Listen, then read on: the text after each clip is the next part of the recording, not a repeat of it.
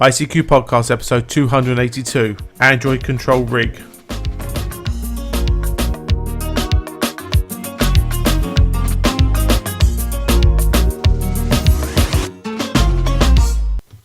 Well, hello there fellow amateur radio enthusiasts, and welcome to this, our 282nd episode of the ICQ Amateur Radio Podcast, supported by Nicholas Wood, Neil Connor, Andrew Brook, Mike 7, Alpha Bravo Romeo, and our monthly and annual subscription donors.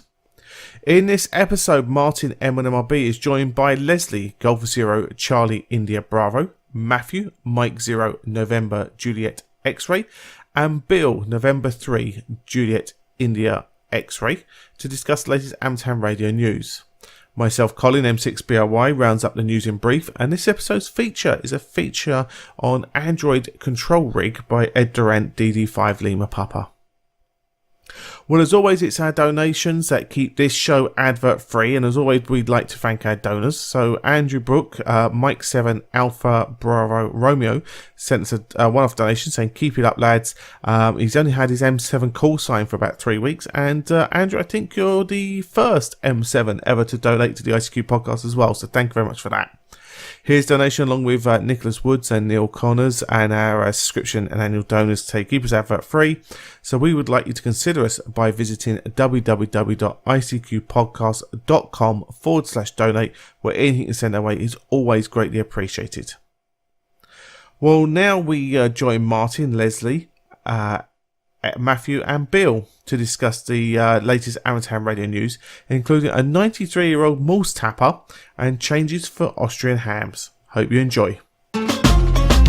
Well, hi guys, and welcome to this episode of the ICQ Podcast, episode 282, and tonight's news roundtable. I'm joined by Mr. Leslie Butterfield G0CIB. Good evening, Leslie.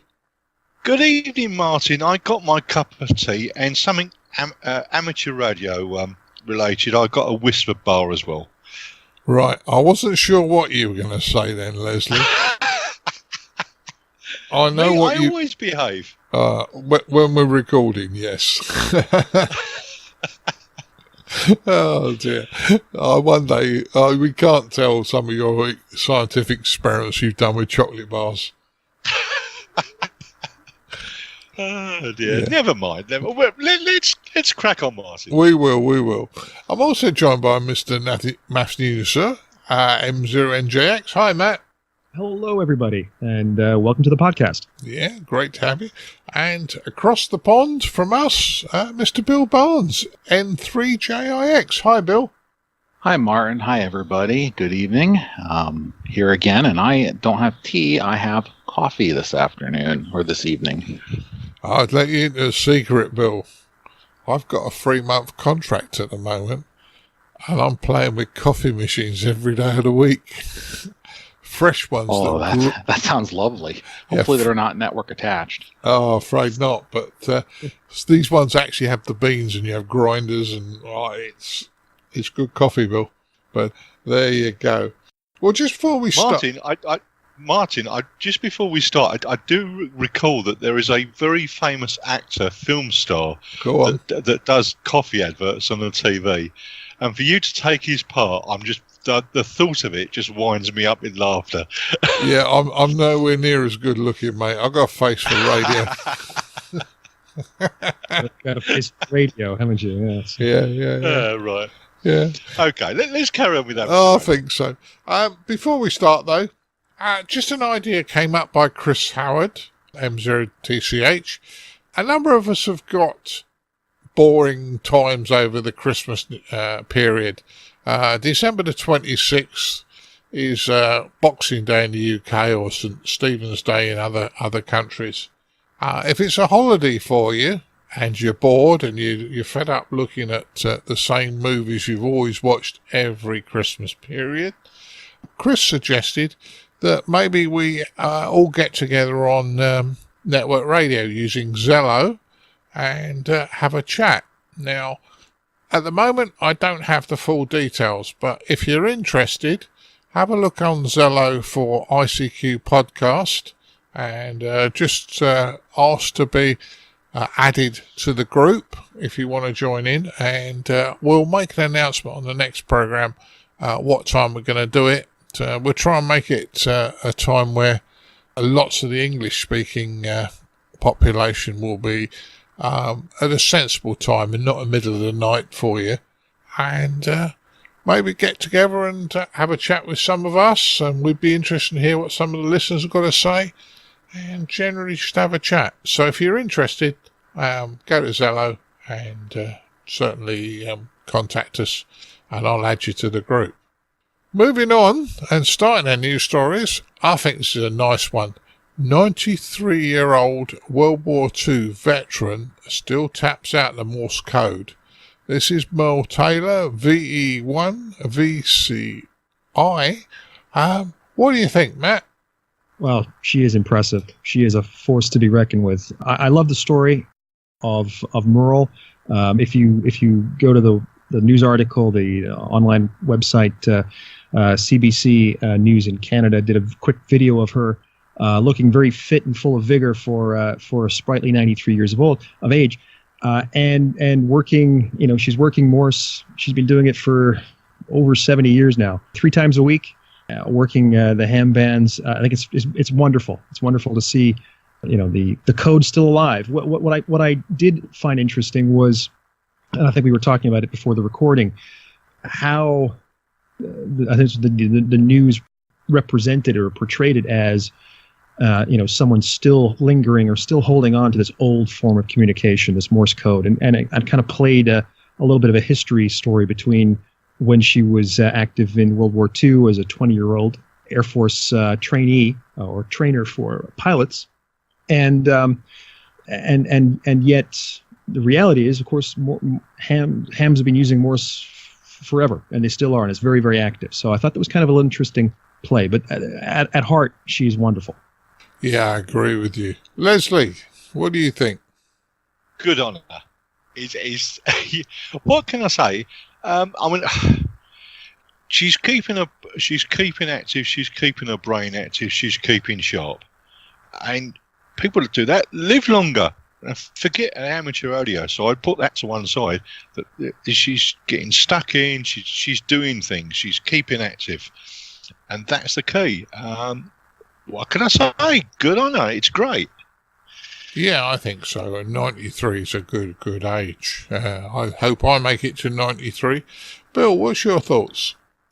Yeah, I love this article, and just like Matt said, the video was okay, but she was very spry. I looked at my log, didn't work. I haven't worked her yet. But exactly what Leslie was saying. I think if this was one that was up when you had Dan on the show, I think KB6NU would go into this whole rant about Morse code, keeping the brain limber and young and go, and because he does three contacts a day at least, and she's way ahead of him in age, and so maybe he's gonna have a good run here. Let's go, Dan.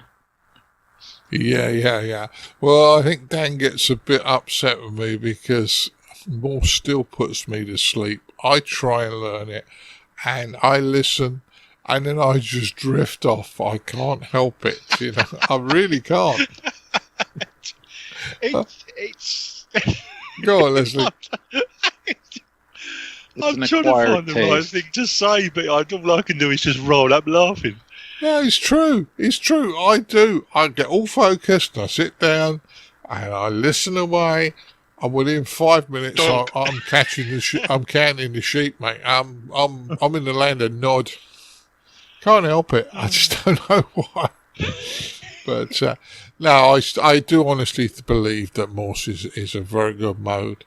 I'm just not blessed with the ability to do it, unfortunately. But there we go.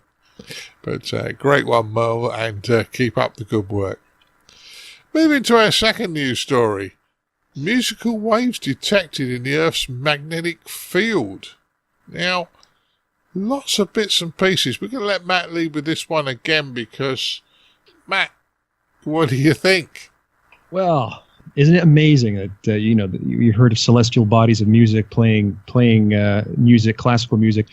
I have to say the article I think is playing a little bit in a literary sense with the term musical waves, but it does seem that what has been recorded is a known phenomenon of a disturbance in the magnetosphere and the magnetic field, such that it was recorded as oscillating in a very clear sine wave signal. I mean, if you look at the graph, there's no way you can argue it's a beautiful sine wave at about 15 seconds periodicity, which is a frequency of about 0.06 hertz or something like that. So not exactly musical, hence I think the quotes around the term. But the article goes on to describe that it's some sort of tear, if you like, that happens in the magnetic flux. I'm kind of stepping beyond my experience here and talking about these things, but essentially this oscillation is built up into the magnetosphere, and it lasted for hours. This was really amazing. The slow undulating behavior was observed with some very sensitive detectors, but over a period of hours. So it wasn't just a spontaneous thing, and it may surprise people to think that a sine wave can be observed in the movement of our planetary magnetosphere, right? The magnetic field surrounding us, and you'd expect it on a violin string, 440 hertz for an A note, or you'd see it on an oscilloscope when you're looking at your latest VFO project or something. But that's the way nature is. Sine waves, the movement of energy in a sort of an undulating way, is very evidently, it can happen at the microscopic level of electrons, and it can happen at the giant things like planets. So I really enjoyed the story from a science well-being perspective. Very interesting. Very interesting. Yeah, we were talking earlier that there's a lot of things about this planet that are very special.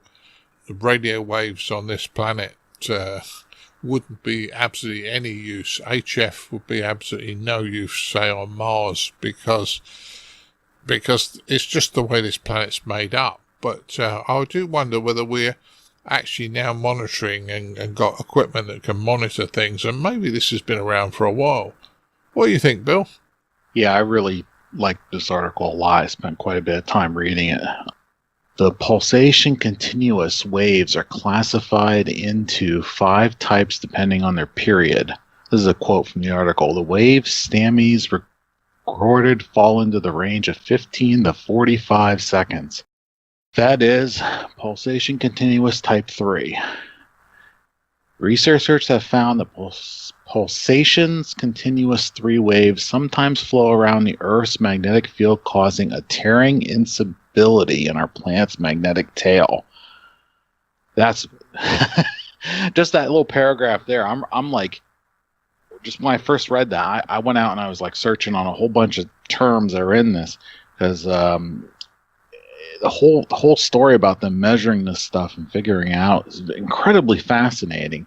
And just what Matt was saying a little bit earlier, I mean, I heard of some of this stuff, but I didn't understand it more until I read this article. That I get a better understanding, and I could tell you, tell everyone that's listening, go read the article when it comes out in the show notes. It's fascinating, and I can tell you, it's a very small peek into a very deep, complex topic. So I could see spending a lot of time reading up on this kind of stuff. And no, I haven't figured out how to use this to bounce a signal off of it yet. Yeah.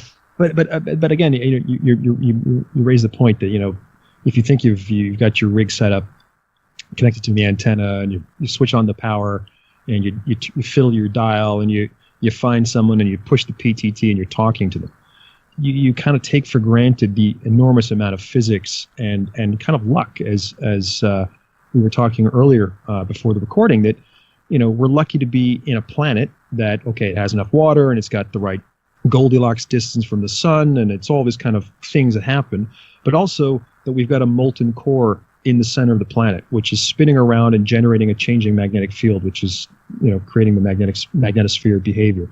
Not every planet has it. Not every planet has a strong, or maybe they have a stronger one or a weaker one, and therefore the maximum usable frequencies that we can use get changed because they interact with the ionosphere in a different way. So all these fantastic things are going on. Some of them we're lucky to have. Some of them change with the seasons. Some of them, and then there are things which you don't really know happen. The sun's out there blazing away, sending over particles and interacting with us and creating auroras and so forth. But you don't really think of the unseen changes in the wobbling and like jelly. Think of jelly on a plate. The old song of jelly on a plate. This thing's wibbling and wobbling backwards and forwards, 15 seconds per oscillation. But you have no idea about it until, as you say, Martin, you build a detector to look at it or to study it, to think about the problem. So, this phenomena has been around since the beginning of the universe, right? That's the way physics works. But we've been able to discover it in the past 100 or 150 years, and it's not going to go away. It's a wonderful thing. Yeah. Well, I think it's interesting the more we find. Leslie, what's your thoughts? Well, I'm listening with fascination. I mean, I took what's known as the S102 foundation course in science it's known as the Open University. That was many moons ago, and scraped a pass on that, and that led to other things, other studying. But this is this is way outside my sphere of knowledge, and I'm almost certain that there'll be radio amateurs out there that will find this absolutely fascinating indeed. Like I said, I'd need to sit down and read about it because, like I said, I've gone into engineering since then, but I'm sure there are people out there that will find this absolutely fascinating. Yeah, I think it is also something that's new. It's something interesting, and it's something, even if you don't think it's going to affect amateur radio today, stick it in the back of your mind, because you never know. Somebody might find the use for it at some point in time.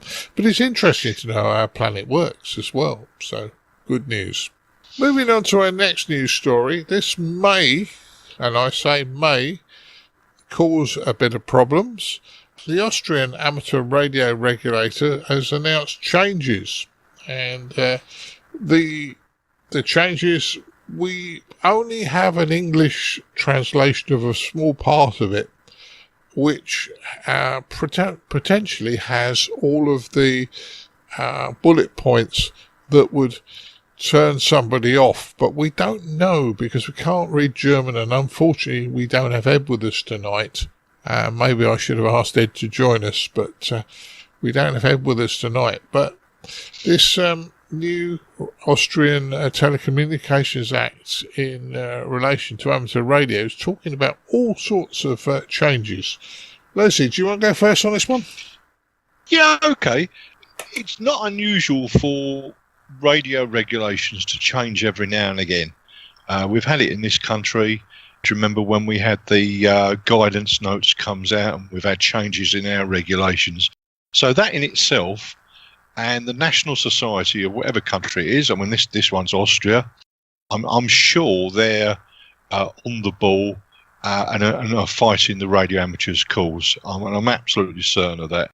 But some of the things that, if they were in this country, we would winch slightly. One of the things I picked up on was the license to cost €200. I'm sure that if I mention that at the local radio club, they'll all be up in arms. But there you go. Do you want me to go through the changes, Martin? Yeah, you can do. Okay, I'll just sort of go through them. Future changes listed are use of the radio club, use of club radio stations, liberalised at international events. Licenses are limited to 10 years, also for foreign CEPT holders. Call signs are approved for 10 years and reserved for 5. Existing licenses phased out from December 31st, 2022. License to cost €200. Emergency and disaster radio comes at the request of authorities. Deadlines for registration for emergency and disaster radio exercises changed. Penalty of €1,000 for late registration of exercises. Cancellation of imported authorization versus radio systems for personal use. And lastly, opt-in requirements for personal data to appear in published call signs list. Like I said, some of this stuff we already have here. Some of it we would winch at. But like I said, I'm sure that the Austrian radio societies on the ball and fighting the radio amateurs corner there. Yeah. Well, let's say, unfortunately, we can't comment 100% on this. I mean, €200. I don't know if you pay your €200 year one, or whether you pay €20 a year for 10 years. You know, these are some of the things. I don't know. Is the answer? No, we don't. Bill, what do you think? And would it affect, if they brought a similar thing in the States, how many people would throw their arms up and panic? Any of these things, I think, would set people into deep concerns. But, I mean, basically what Leslie was saying, as I was reading through this, the few parts I could read, the whole thing with the €200 cost, I'm reading that as for 10 years. But even then, I mean, it really depends on the regulator. I mean, I don't know. Does anyone know what they're spending now? That might actually be a cut. Even though it's €200 is a lot of money to me, that might be less than what they have to pay today. I think increase. I think so. I had a look at the German text and tried to do a bit of a text search for things that I would know about. My German A level is probably about 20 years old as well. So I think they're paying something like €174 for 10 years currently, and it's an increase of 15%. But I don't know if that's an upfront. Yeah. And then the one thing I will say that I noticed in here is opt-in required for personal data to appear in published call sign list. GDPR strikes again. Yes. That's the only comment I had when I was reading it. Yeah. Because I spent way too much time at work over the last year learning about GDPR and what we have to do for it, and I'm not even in the EU. Yes. I'm in the EU, mate, and I think it's a pain in the butt, quite honestly. It's gone silly. Only for a few more months. That's true. You think. I think there's going to be a do-over. Probably. That's for another call, another show. Another show. But no, we might want to strike that one. We've brought it to people's attention, which is the right thing, and I'm sure that the radio amateurs in that country will look at these changes with interest. Yeah, and hopefully it'll all go well for them. So there you go. Moving on, I've tried this one and it worked very, very well. There's an Android app for Android phones that connects to D-Star reflectors.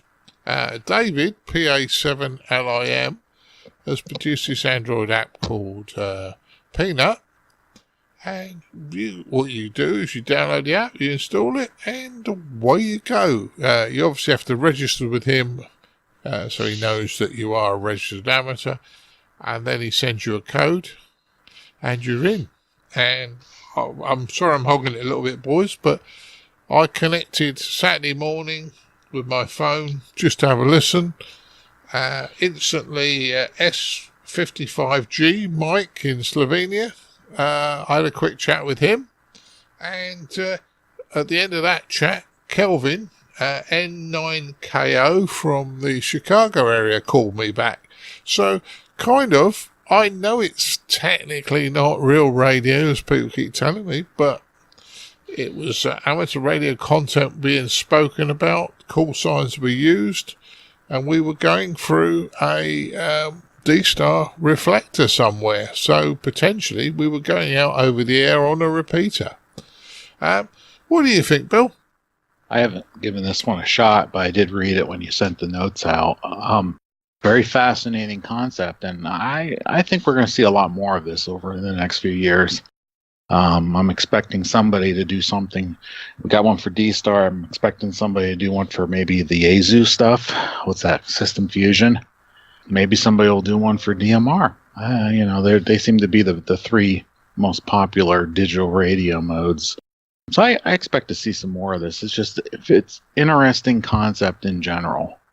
Yeah, I think this still has a use. And I hear people say it's not real radio, one thing or another, but if you are in hospital or in a nursing home, as we're all getting older, and you can't put up an antenna, it means you can still communicate with the people that you've been communicating with for years in a mode that you're happy with. So I think it's quite fun. I told Mr. Martin Ruffell on this at the weekend, and he had a go with it. So looking good. Matt, what's your thoughts? Well, had you asked me 2 days earlier, I would look blankly and say D-Star. Okay, it's digital. I'm an HF guy. Don't know anything about it.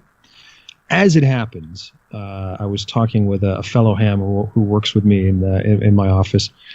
He introduced me to D-Star. He's lent me a dongle, and he's kind of given me a crib notes on how to.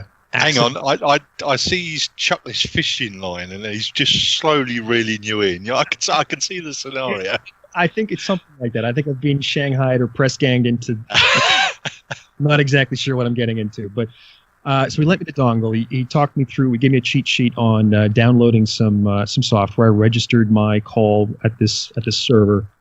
I haven't yet plugged it in, but he did demonstrate to me in the office yesterday, literally yesterday, and I was trying to piece together what is a hotspot, what is a reflector, what is there's a new smart servers or smart somethings that kind of do multiple reflectors, and he was drawing pictures of here's a handy, here's a repeater, here's the other handy on the other side of the mountain, and you have like RF in, RF out, and then you can change it. You can have Echolink where you go in, and then there's an internet connection to another repeater that goes out over the RF, and then you've got another. And by about the fifth or sixth iteration, we got to what he was calling D-Star, where it's essentially, okay, there's Zello, which is park Zello away from this conversation at the moment. But you have, in theory, a digital network, high quality audio, somewhat artificially distributed signals through reflectors and connections and whatever, the way the internet works, and Bill's smiling with his mic on mute because he's laughing at the way I describe it. But at some point, so for me it sounds strangely easy to get into this. Okay, you've got to learn a few codes and a few bits and pieces, reflectors, and set things up. It's a software thing. If you're using a dongle, of course, just straight PC based communication. But as you said, Martin, you suddenly can hear someone. One guy's in California, the other guy's in Singapore, and they're all kind of talking, and it seems too easy. I guess for me, so I reserve judgment because I haven't yet played with it. I haven't really got into it, and I do want to try it. For me, the game or the chase in radio is with RF, where you're outside with a bit of wire. And that's just that bit of wire and some physics getting you to communicate through all the noise, and maybe you have to use CW for that or whatever. But I have to say, I've got a hole in the wall for my coax. I just have the one hole. It's I'm not really allowed to put many holes in the wall. I got one in, and if that's set up on my rig for HF or maybe my local VHF UHF set, turning around in my chair and looking at my computer and working D-Star digitally has an appeal. I kind of like I don't really need another antenna connection and all that kind of stuff, but I can get communication.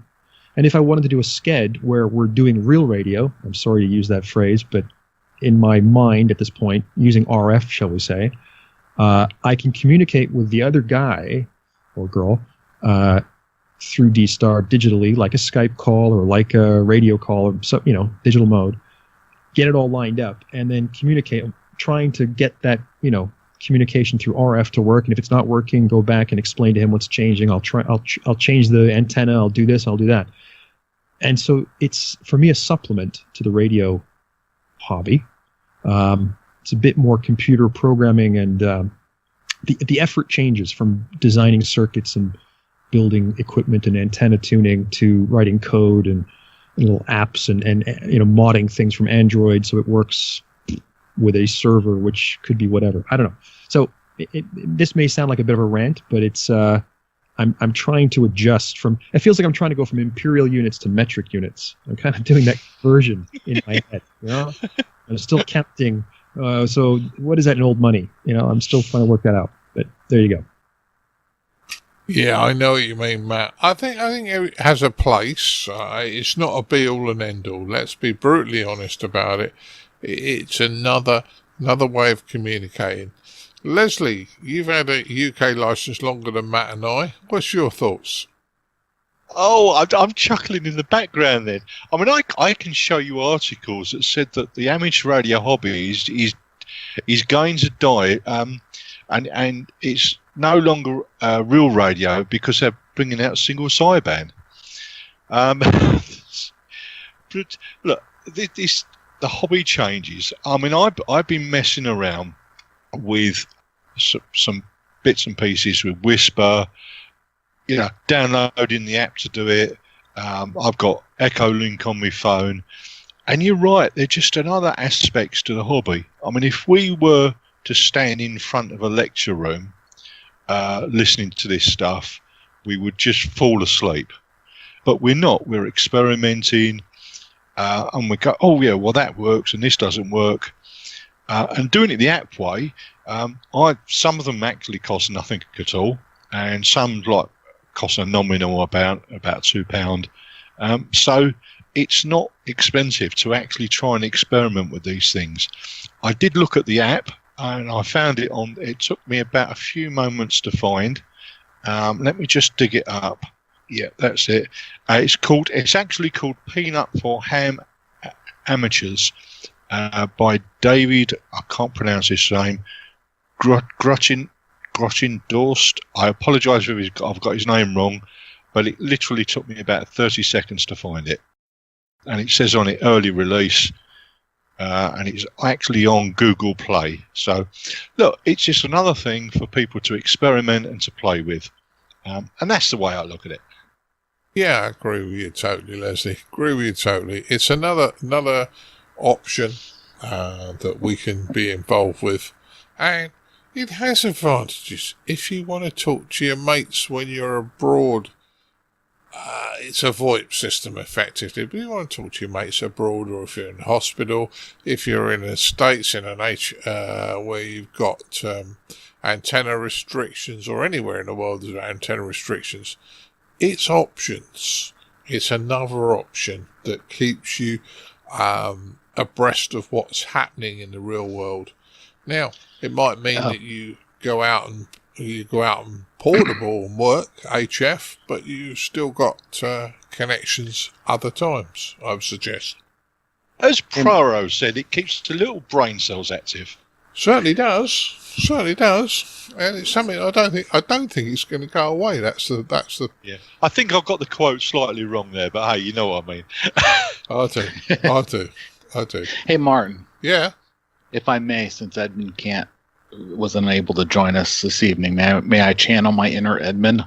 Yeah, please. It's not romantic because it's not radio. Okay, that's it.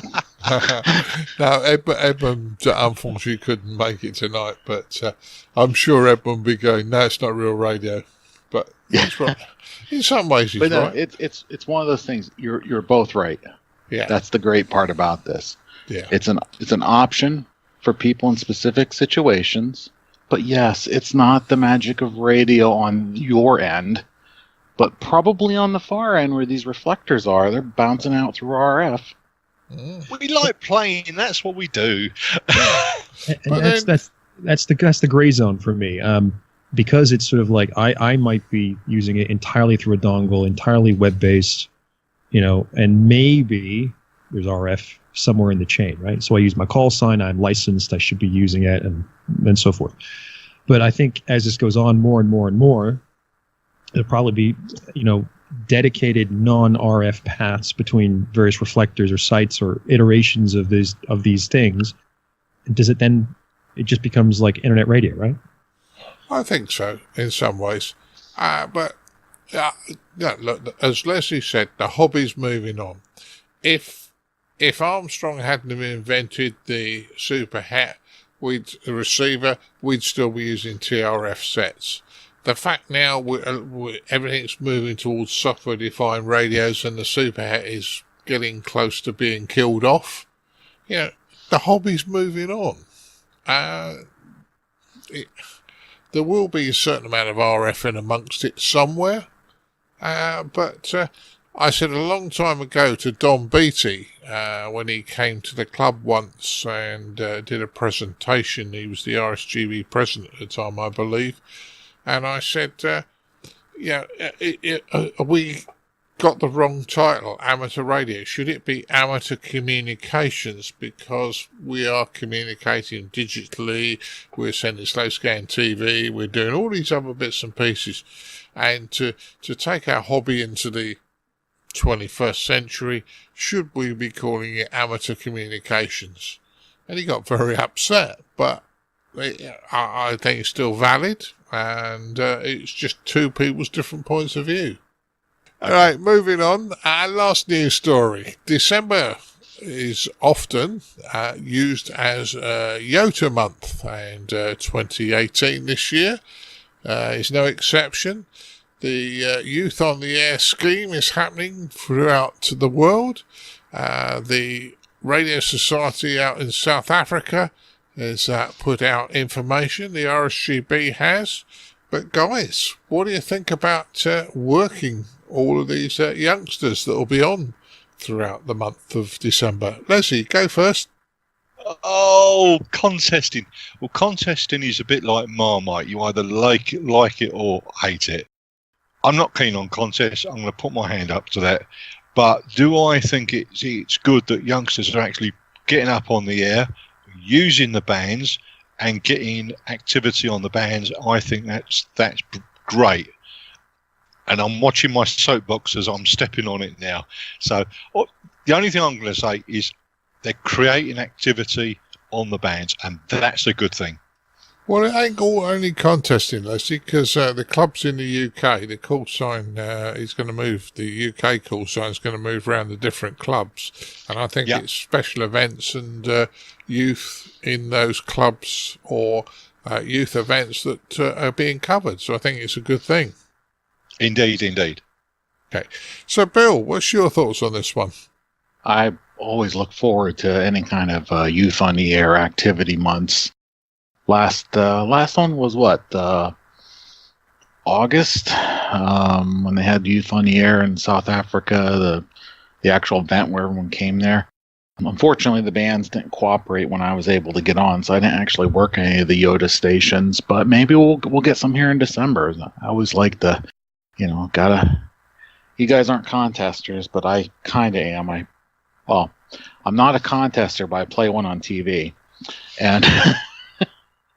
I do want to work some of these stations because I do enjoy it. Especially there is some events coming up here if I remember the contest calendar. So even if you don't get them on the general day-to-day, surfing the bands, trying to work different stations and stuff, you may actually get them during one of the contests coming up. Well, that sounds great. That sounds great, Bill.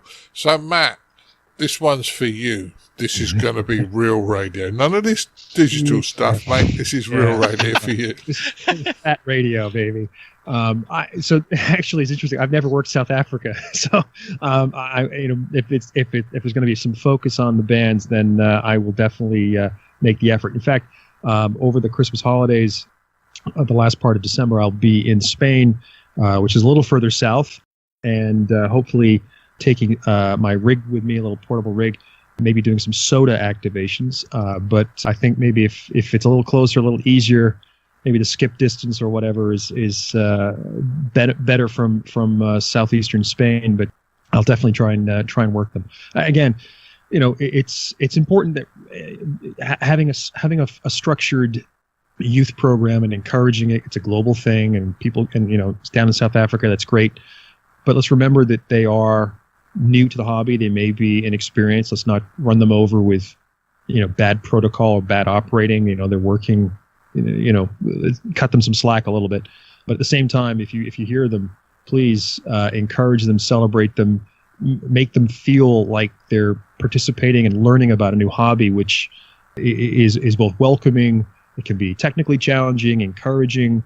I think regardless of your age and your experience, you're probably going to be an Elmer in some sense, in some way to the young hams that are on the YOTA station. So let's try to raise our game and welcome them on the air. What you're trying to say to them is don't be grouches. Yeah, welcome them. That's a good idea. One other thing you did mention is work in South Africa. One of the little apps I've downloaded and been playing with is a thing called MUF Predictor. And that's good for what I call point-to-point comms, where let's say you're in the UK and you want to work a Pacific other country, and you get your little MUF maps, and it shows you what. And yes, there's a certain amount of interpretation of those diagrams, but I found that's a good thing as well. And I'm going to use that at the club to show how people can work out what frequencies to use and things like that. But I just thought I'd throw that in the mix. Yeah. Well, I think closing up on this news story, the youth in amateur radio will be operating predominantly a lot through the month of December. Not just in South Africa. I know that a lot's happening in the UK with the RSGB. I'm sure there's a lot happening throughout Europe as well. So please, if you do hear them on the air, the youngsters I've met, I've been extremely passionate about amateur radio, and was extremely excited and extremely wanting to do this sort of stuff. So please work them, and I think you will get as much from it as they will. So let's hope everybody has fun on the band. And Matt, as I said, this is real radio, so this is one for you. Hi. Fantastic. Yeah. Right, that concludes our news stories. Let's have a quick roundup of what we've been up to. Bill, what have you been up to since our last get-together? Worked 2 contests. I did the CQ Worldwide CW contest a couple weeks ago. I was able to eke out 12 QSOs, QRP. And when I say 12, everyone's like, oh, that's not that really big. They're going so fast. I would sit there for 5-6 minutes copying, trying to get the call sign right. And then I would, send mine out, and then they would work me. And then I would be like, again, got it. So it was pretty painful there, but I was able to eke 12 out. So that was the hard weekend. The easy weekend was last weekend with the first FT8 roundup contest. And that was interesting because you guys know I have this on again, off again, love-hate thing with FT8. I was able to do 84 QSOs. Most of them were on 20 meters, some on 40, some on 75 meters, or actually 80 meters, low end of 80. Anyway, I was able to work 85 stations. It's really slow. I was comparing my rates between previous RTTY roundup contests in the past, and by those checkpoints I would have been over 100 stations. I would have been over 200 stations. A couple times I started calling CQ. I'd work 3 or 4.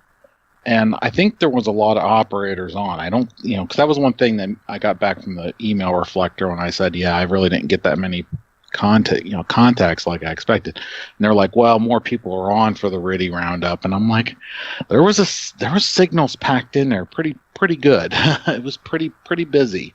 You just couldn't work them all. It was just interesting. So I think that they work on the. Sorry, what's Bill, that? Just to interrupt. Just how does a contest work on FT8? Just generally,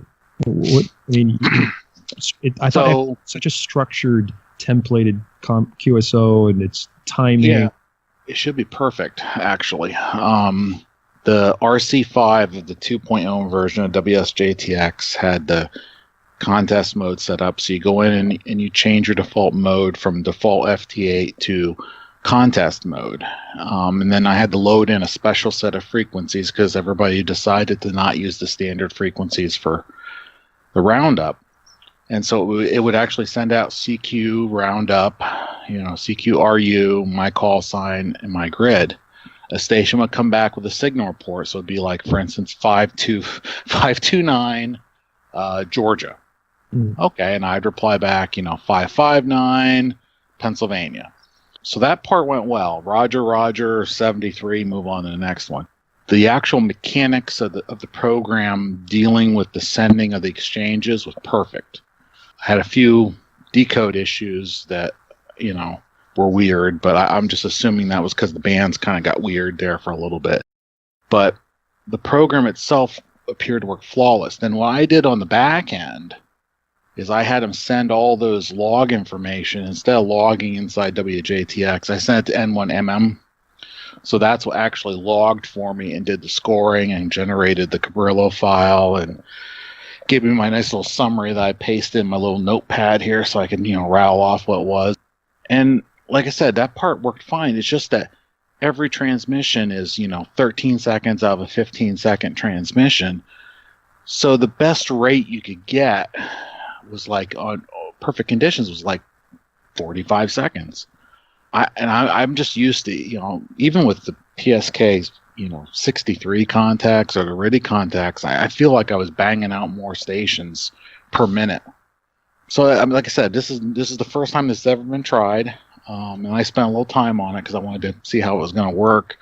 So it's interesting. And I'm just, this is still very much evolution in process and that kind of stuff with the WSJTX. So maybe the next time rolls around, they'll figure out some other way to either shorten up how much you can send in that time slice or abbreviations or something so they can get the flow a little faster. And then finally, I've been up to, I actually ordered on a complete and total lark a TNCX Pi hat. It's a 1200 baud packet radio TNC that you stick on top of the Raspberry Pi.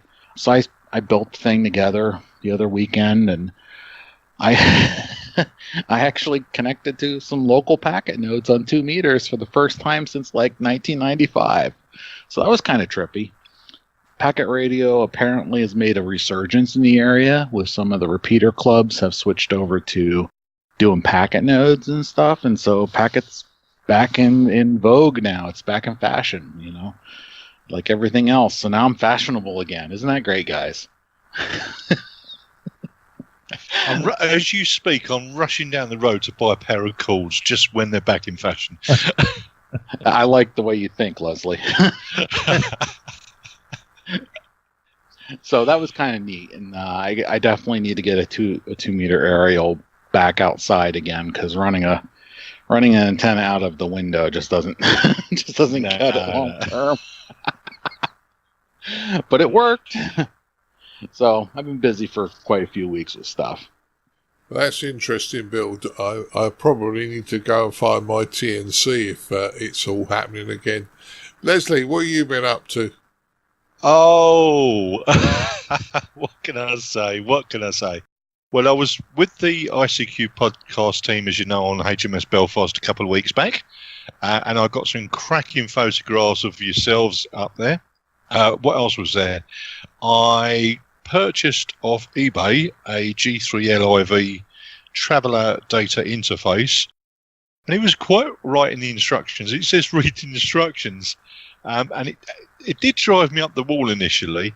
But when I got a free moment, I sat down and I went through everything line by line. And I had a previous experience many years back on RITI, so I knew what I was looking for. And eventually, after about a couple of weeks, I managed to get it working. And then I looked through the instructions again, and then it all made sense.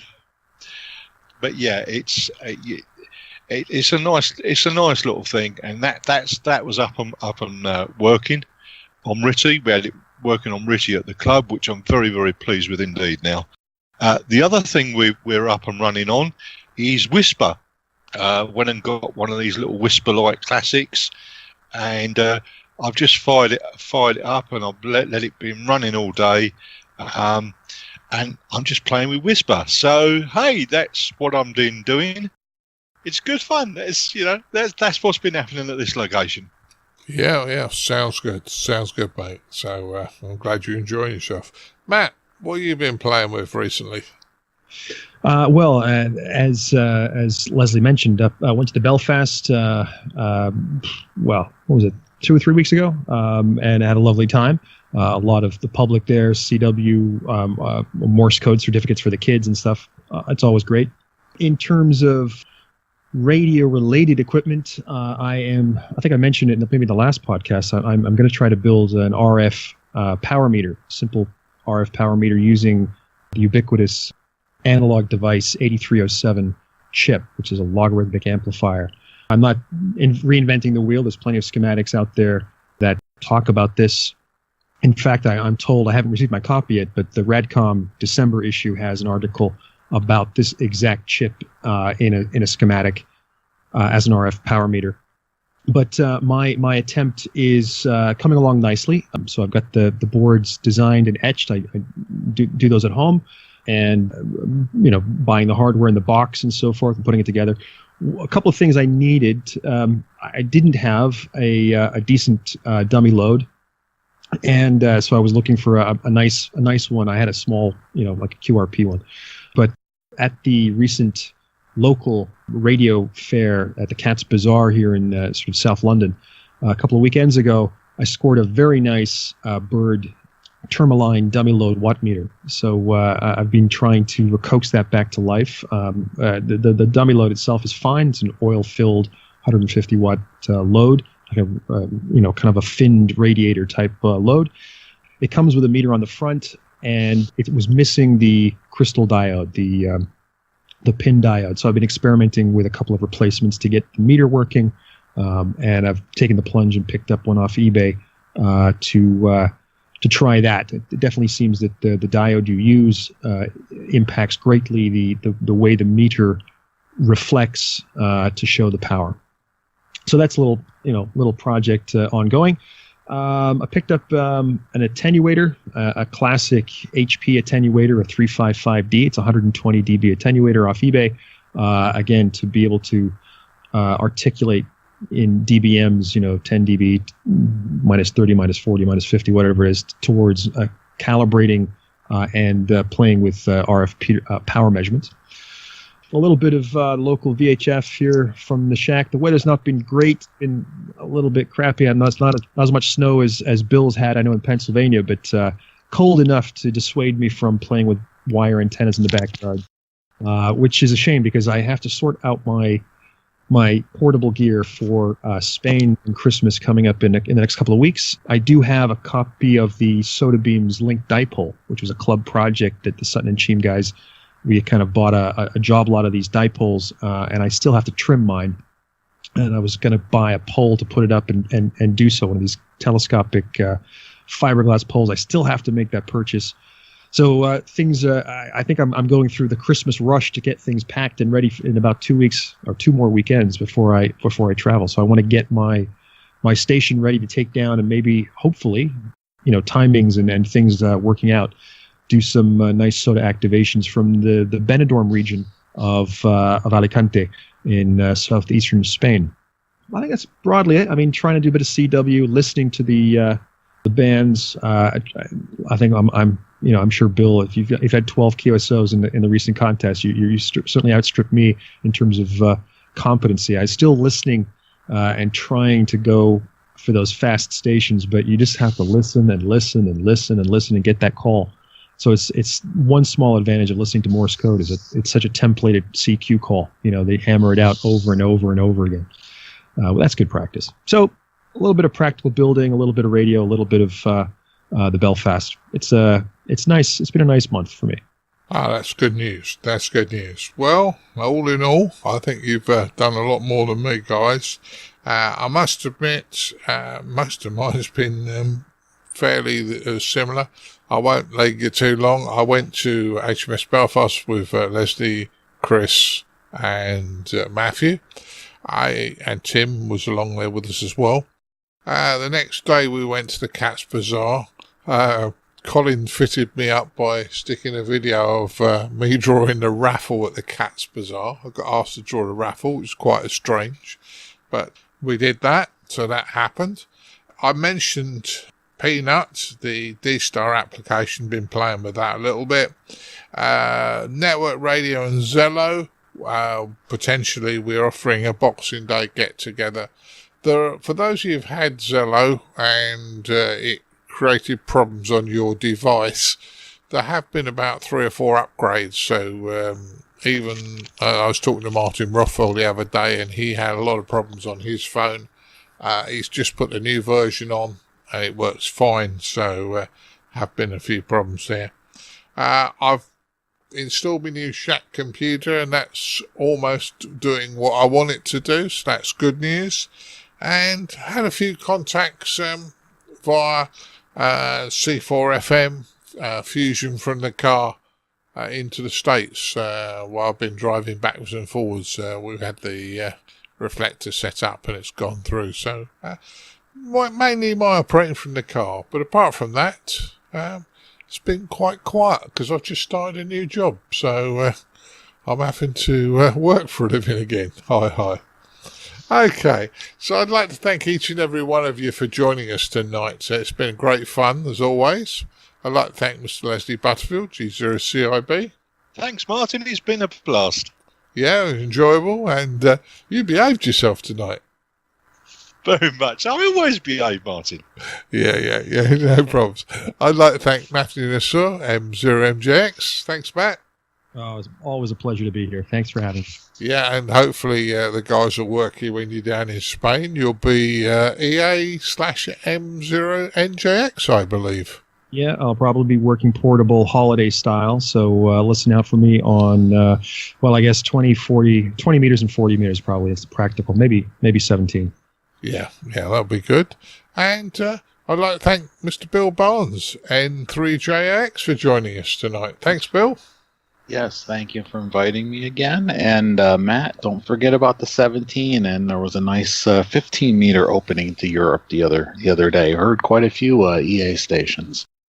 But 17's a great band. That's Martin and I both like jumping on there and working stations. Yeah. And I'm out of coffee, guys. So have a good night. Yeah. Well, I'll say thanks, guys. I'll say 73s. 73s. 73s. Cheerio.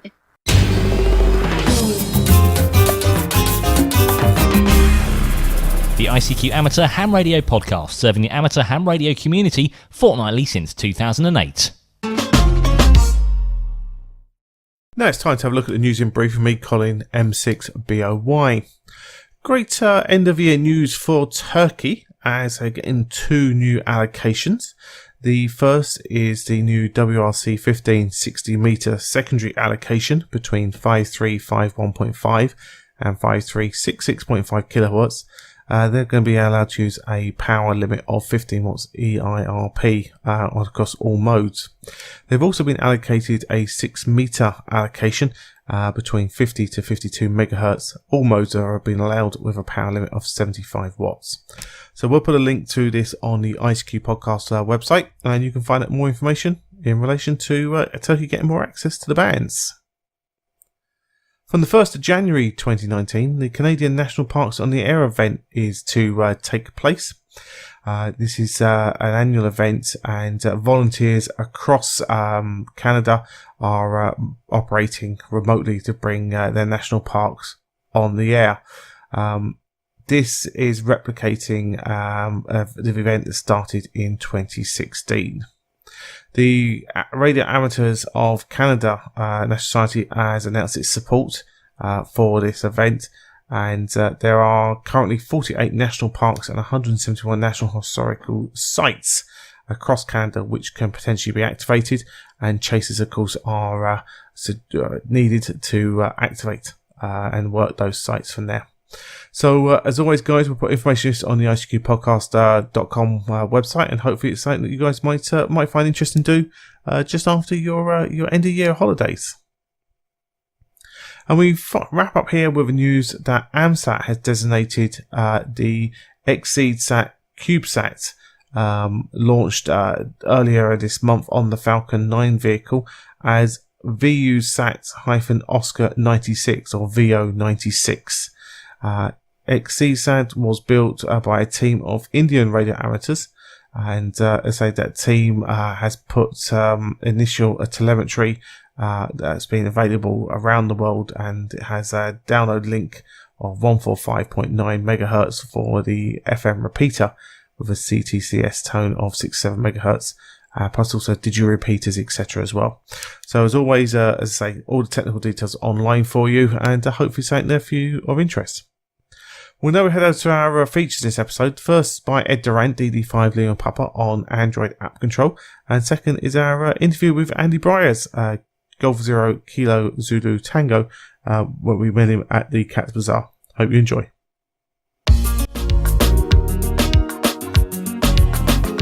And now, what you've all been waiting for, this episode's feature from the ICQ podcast.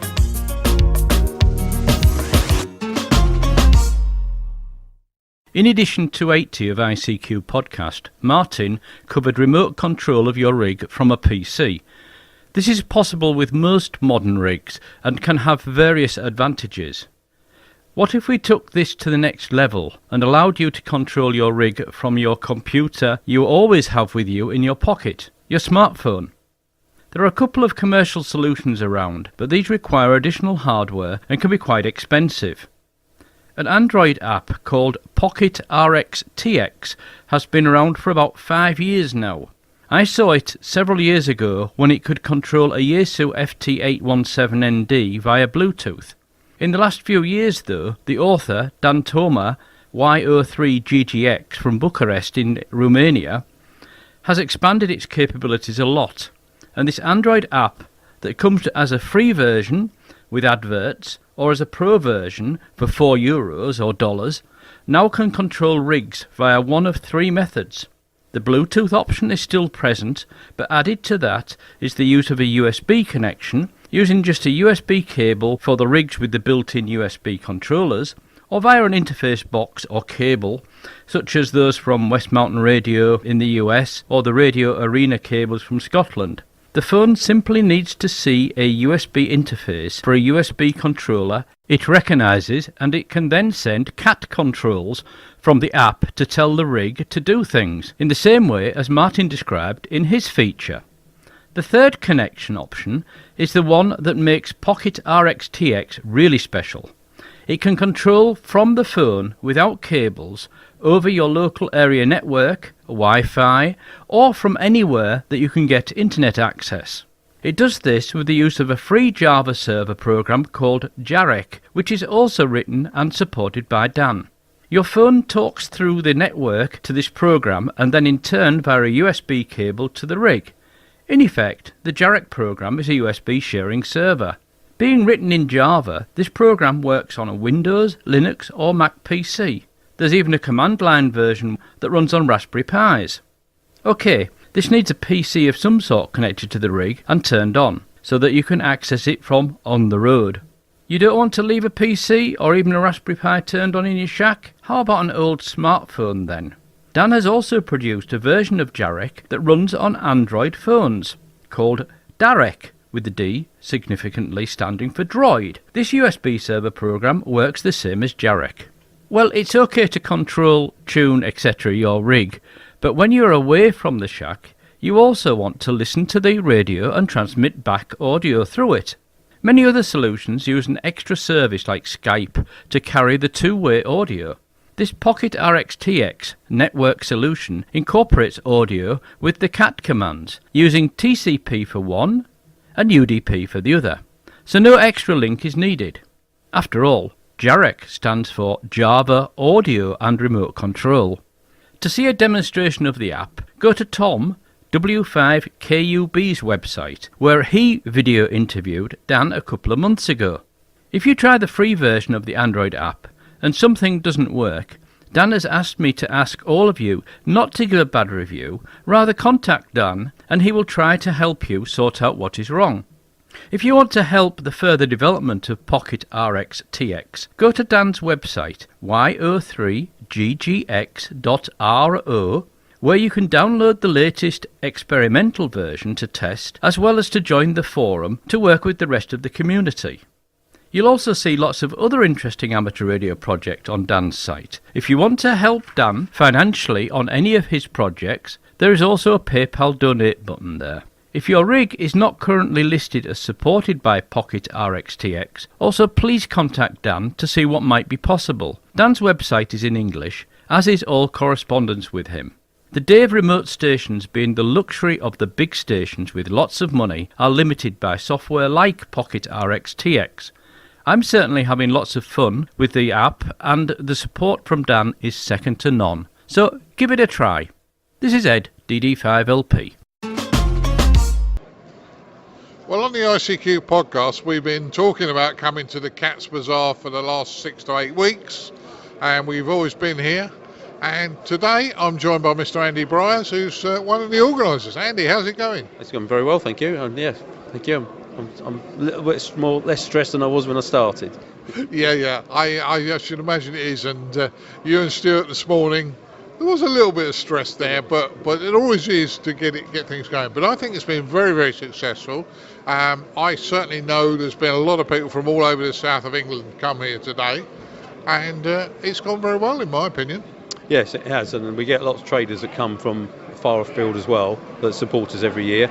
And it's always good to see the old faces, but we've got some new ones as well, which have obviously learnt about us. And we've got one table we've got a guy who's got 8 tables, and he's got the whole one end of one hall effectively. So we're getting sort of a bit more interest from those from further afield that want to exhibit at our bazaar, our little bazaar. I wouldn't call it a little bazaar. I mean, there's some very, very interesting gear as I look around the hall. Stuff sometimes you wouldn't find at the big shows like Kempton, because there's not the big dealers here. But what you have is interesting, good value equipment and stuff you wouldn't find elsewhere, I'd suggest. Yes, I think it's true. And clubs have got stuff that they're selling on behalf of members. Sometimes silent keys, which is always a bit sad, but it's an outlet for that sort of stuff. And components and stuff. And there's a bit of everything here, really. We don't really control what they bring or what they what the traders are. But they obviously come back every year, so we must be doing something right. And it's always good to see those old faces back here every year. And I think that's what gives us our success, really. Yeah, it certainly does. Well, I mean, compared with the first time we caught you on mic a long time ago in Friedrichshafen, it's a bit cooler today, isn't it? Oh yes, it is, and at least it's dry and sunny as well. I think the weather has an element, and we've been very fortunate with the weather this year, because it's nice and sunny, and people, I think, are more happy to go out if it's in that way inclined in the weather. Certainly are.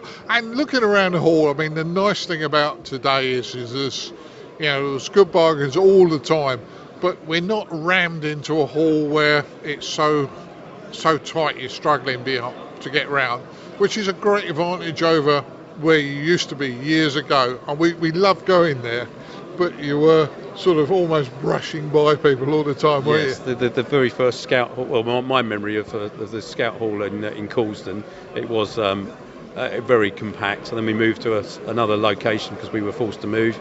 That had a bigger hall but very poor parking, so we ended up coming here, and it gives us more parking and more space. So we're very fortunate this is on our doorstep as well. Yeah. Well, it's certainly going well. I think that the catering team, I haven't been out to talk to them yet, but the catering team look fairly busy, and I did suggest for people on the podcast that the sausage rolls were good, and they were still selling well into about an hour ago, so I think you've done well there. Yeah, we've got a good source for those. They're good quality sausage roll. So I think Prue G4WW's got the source for those ones. I think they're from Kennedy's. I think give them a plug. Yeah. Well, the Kennedy's, that's the butchers in Croydon, isn't it? I believe it is. Yes, Prue lives in Croydon, so yeah, that probably would be the same one. Yes. and Prue's a lovely lady. She's a very lovely lady. Always at these rallies for you, and does a great job. She does, and so does Jim. And Jim and Barbara, they moved from Banstead years ago down to the West Country, and they come up every year to run the canteen for us. Yeah, great. So, moving on. What about next year? We're definitely going to be here, aren't we, Andy? Don't say we're not. Well, all being well, yes. We'll be either in this hall or back in the Agora again, which is the other hall that we had last year. So depending on what the school wants to do. They obviously know the format now. It's the third year we've been here, so they know what we need, and they are very accommodating as far as us nicking all the tables out the canteen, for example, which most of them are strewn in here at the moment. We've ripped out 2 classrooms of tables, so they know what we do, and they're very accommodating, and we're very fortunate that the Oasis Academy give us that facility. So thank you. Yeah. Well, as I say, it's a great facility, and we thoroughly enjoy coming. So all I can do is wish you success, Sandy. Can I just thank you guys for mentioning us on the podcast and for being here, and obviously what you did last year when you interviewed us and featured us on the podcast as well. So that was very kind of you, and we're really glad you're here. Hopefully we'll see you next year too. Well, we will be here next year. But in trueness, and we're both sort of complimenting each other, but in fairness, I believe this is one of the best rallies that I attend, if not the best. So we don't say that lightly. So thanks, Andy. No, thank you very much. Thank you. Thanks for your time. Keep your amateur ham radio podcast advert free by donating less than a length of coax. Visit www.icqpodcast.com/donate now. For all the news, links and information, visit www.icqpodcast.com. Well, everyone, I hope you enjoyed our double feature, the Android app control feature done by Ed Durant, DD5 Lima Papa, and our quick interview with Andy Bryers, Golf 0 Kilo Zulu Tango, one of the organisers of the Cats Bazaar, a very successful and enjoyable rally that we attended a few weeks ago in South London. So as we approach now to wrap up the show, it's always time to thank the donors who help keep the show advert free. Guys, it's been a wonderful run of donations, and Nicholas Wood, Neil Connor and Andrew Brook, Mike 7 Alpha Bravo Romeo, we thank you for your one-off donors, and those along with our monthly and annual subscription donors, as they keep us advert free, and they are our only source of income for the podcast show. So we really do appreciate, guys, you helping us pay our way and keeping us on track there. So that I agree with you. I think the Cats Bazaar Rally is a well worthwhile show, and certainly one that's going to be on our 2019 to-do list. Yeah, I agree with you, son. And thinking about it while you were talking, you were probably the furthest traveller to the Cats Bazaar, flying in from Ireland, obviously. But it would be interesting to know. Maybe next year if we will be there, but whether we'll have a table or not, that's not been decided. But we'll be there. Maybe pop up to us and say, "Hey, I came this distance," or talk to one of the organisers and say, "I came from here." And we'll have a bit of fun and see who was the furthest traveller. What do you think, Colin? Well, it sounds like a great idea, but I know what your idea of fun is, because there was a 1977 ARRL hardback handbook, which I know you guys had your eye on, about making me take back in my hand luggage on Ryanair, which certainly would have put me over the weight limit. So just be careful, guys. If you're going to do that, go around, scoot around the hall first. Make sure there's not one of those handbooks floating around, because the ICQ podcast team are known for buying you a gift for you to bring back in your hand luggage. So just be careful, say if you tell the ICQ guys that are there where you come from. But as I say, it certainly would be worthwhile. And as I say, I don't know if I was the furthest to travel, but if I was, I should take that kudos and enjoy from there. Well, guys, we'll wrap up this then. So, as always, check out the ICQ Podcast website, icqpodcast.com, for all the links, information from the show that you'll need. Always check out the Facebook group and the YouTube channel, icqpodcast.com/YouTube, where there is our visit to the National Radio Centre there in all its visual glory for you. We've also got a couple other interviews still to pop up from that trip. Will pop up over the next week or so, so you can check those out from there.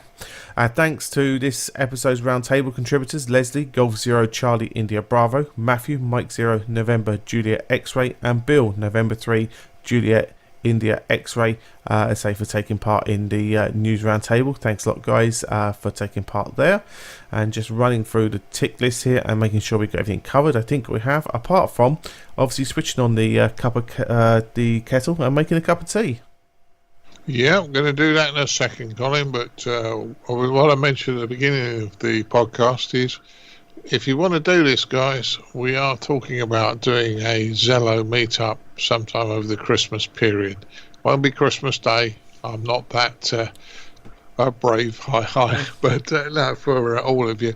But if you'd like to have a chat with us, you're bored for a few hours, let's get a big net going on network radio on Zello and have a chat.